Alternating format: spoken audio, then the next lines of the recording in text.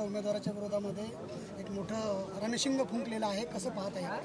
राजूभैया नवघरे हे जनसामान्यातून आलेलं नेतृत्व आहे, सर्वसामान्यातून आलेलं नेतृत्व आहे. असे कोणीही येऊन ज्यांच्या वार्डात स्वतःचा आमदार निवडून आणता येत नाही, नगरसेवक निवडून आणता येत नाही, अशी लोक इथे येऊन रणशिंग फुकू शकत नाहीत.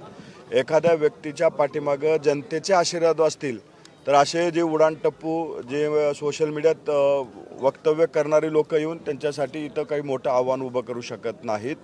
राजूभैयाच्या मागं वसमत विधानसभेचेच नाही, हिंगोली जिल्ह्याचे आशीर्वाद उभे आहेत. त्याच्यामुळे राजूभैयाच्या मागे मला वाटत नाही कुठलं आव्हान आहे. आई बाबा होण्याचे स्वप्न अजून पूर्ण झाले नाहीत का? आई बाबा होण्याचे तुमचे स्वप्न पूर्ण करा अपोलो फर्टिलिटीद्वारे. मोफत सल्ल्यांसाठी कॉल करा 9953420359. तरुणांचं नेतृत्व करतायत योगेंद्र पवार म्हणाले, काका यावेळेस मला आशीर्वाद द्या, कसं पाहता? मला वाटतं योगेंद्र पवारांना आशीर्वाद, रिटायरमेंटचा आशीर्वाद लवकरच काका देतील. बरं, आता पुढच्या 2 महिन्यामध्ये विधानसभेच्या निवडणुका लागत आहेत. तुम्ही युवकांचं या ठिकाणी नेतृत्व करतायत. राजूभैया तरुण आमदार आहेत, पण विधानसभा निवडणुकीमध्ये तुमच्या पक्षात किती युवकांना तिकीट मिळणार? राष्ट्रवादी काँग्रेस पक्षामध्ये ज्यावेळेस 2019ला निवडणुका झाल्या होत्या, 2019च्या निवडणुकीमध्ये 26 आमदार हे तरुण आमदार होते, फर्स्ट टर्मचे आमदार होते. आणि राष्ट्रवादी काँग्रेस पक्षाने नेहमी तरुणाला संधी देण्याचं काम केलेलं आहे, सर्वसामान्य कुटुंबातल्या तरुणांना देण्याचं काम केलेलं आहे. राजूभैयासारखे अनेक आहेत जे आमदार म्हणून या महाराष्ट्रामध्ये विधानसभेमध्ये आपल्या भागाचं नेतृत्व करत आहेत. आणि राष्ट्रवादी काँग्रेस पक्ष 2024ला सुद्धा अनेक तरुणांना संधी नक्की देईल. जयंत पाटील म्हणतात जनता आता महायुती सरकारला गाडणार. जनता आता महायुती सरकारला गाडणार आहे. हे बघा, कोण काय म्हणतंय ह्याच्यापेक्षा तुम्ही आमच्या जनसन्मान यात्रेमध्ये भेटत असलेला प्रतिसाद पाहून, विरोधकांकडे कुठलेही मुद्दे नसल्यामुळं त्यांना काहीतरी नॅचरल क्लायमेट म्हणजे आपण होतो अचानक आपत्ती आली, त्या आपत्तीचा सुद्धा त्यांना कुठंतरी राजकारण करावं लागतंय. जयंत पाटील साहेब जर म्हणले असतील तर त्यांना एकच सांगतो, जनतेने ठरवलंय की पुन्हा या राज्यामध्ये महायुतीचं सरकार आणायचं आहे.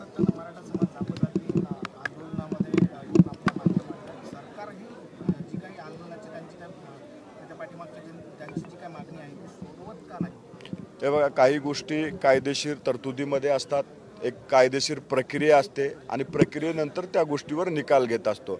आम्ही समाजाच्या भावना लक्षात घेतलेल्या आहेत. राष्ट्रवादी काँग्रेस पक्षानं नेहमीच आरक्षणाच्या बाबतीत भूमिका स्पष्टपणे मांडलेली आहे, परंतु काही कायदेशीर प्रक्रियामुळे त्या गोष्टीला विलंब लागतोय. ती कायदेशीर प्रक्रिया पार पाडून समाजाच्या भावना लक्षात घेऊन योग्य तो निर्णय नक्की सरकार घेईल. तरुण आहात, नारायण राणेंचे चिरंजीव सतत महाराष्ट्रातलं वातावरण बिघडवण्याची वक्तव्य करतायत. तिकडे संजय गायकवाडांनी तलवारीने केक कापलाय. नितेश राणे म्हणतात 24 तासासाठी फोन बंद करा, आम्ही मुस्लिमांना दाखवून देऊ, असं त्यांचं जाहीर वक्तव्य आहे. तर तुम्ही तरुण म्हणून नारायण राणेच्या चिरंजीवांना काय सल्ला आहे तुमचा? ते खूप आज्ञाधारक आहेत, त्याच्यामुळं मी त्यांच्यावरती जास्त काही सल्ला देणार नाही. परंतु महाराष्ट्र हा नेहमीच संविधानावर चालतो, कायद्यानुसार चालतो. इथं कोण काय बोललं त्याच्यावरती महाराष्ट्र चालत नाही. महाराष्ट्राची जनता सुज्ञ आहे, अशा बोलणाऱ्या लोकांना योग्य वेळी योग्य जागा दाखवत असते. ओवेसी येऊन अनेक वेळा महाराष्ट्राचं वातावरण गढूळ करण्याचा प्रयत्न केला, पण महाराष्ट्राच्या जनतेने योग्य ती जागा दाखवली. अशा वाचाळवीरांना महाराष्ट्राची जनता जागा दाखवत असते. मालवणमध्ये पण तरुण मोठ्या प्रमाणामध्ये भिडले एकमेकांच्या विरोधामध्ये, काय तुमचा सल्ला असेल, भूमिका काय? छत्रपती शिवाजी महाराज हे महाराष्ट्राची अस्मिता आहेत. आमच्या अस्मितेबद्दल जे काही झालेले त्याबद्दल दादांनी जाहीररित्या दिलगिरी व्यक्त केली, माफी मागितली आणि जे कोणी दोषी आहेत त्यांच्यावर कडक कारवाई करण्याचे आदेशसुद्धा त्यांनी दिलेले आहेत. परंतु जाणीवपूर्वक विरोधक त्या गोष्टीचं राजकारण करू पाहत आहेत. आज त्यांना कुठंतरी मुद्दे नसल्यामुळं अशा मुद्द्याचा सहारा घ्यावा लागतोय. महाराष्ट्राच्या अस्मितेला धोका पोहोचल्यानंतर त्याच्या विरोधात कडक कारवाई राष्ट्रवादी काँग्रेस पक्ष असेल किंवा महायुतीचं सरकार असेल त्यांच्याबद्दल होणार. पण विरोधकांना विनंती आहे की आमच्या अस्मितेचं राजकारण तुम्ही करू नये, तरुणांची माथी भडकवून या राज्यामध्ये शांतता भंग त्यांनी करू नये, ही आपल्या माध्यमातून मी त्यांना विनंती करतो. शेवटचा प्रश्न आहे, काँग्रेसचा सर्व्हे पुढे आलेला आहे, 85 जागा त्यांना विधानसभेत मिळत आहेत.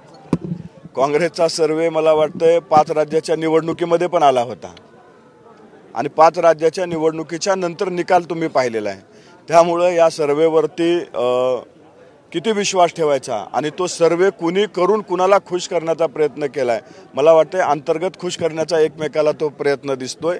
महाराष्ट्रातली जनता ही महायुतीच्या पाठीमागं आहे. आता आणि सरकारने जे बजेट मानले त्या बजेटमध्ये ज्या सरकारने योजना आणल्या त्या योजनेच्या पाठीमागं महाराष्ट्रातली जनता आहे. अशा कोणीतरी सर्वेनुसार महाराष्ट्रात होत नाही, तर जनतेच्या प्रतिसाद आणि आशीर्वादानुसार महाराष्ट्रामध्ये सरकार येतं आणि महायुतीचं सरकार नक्की येईल.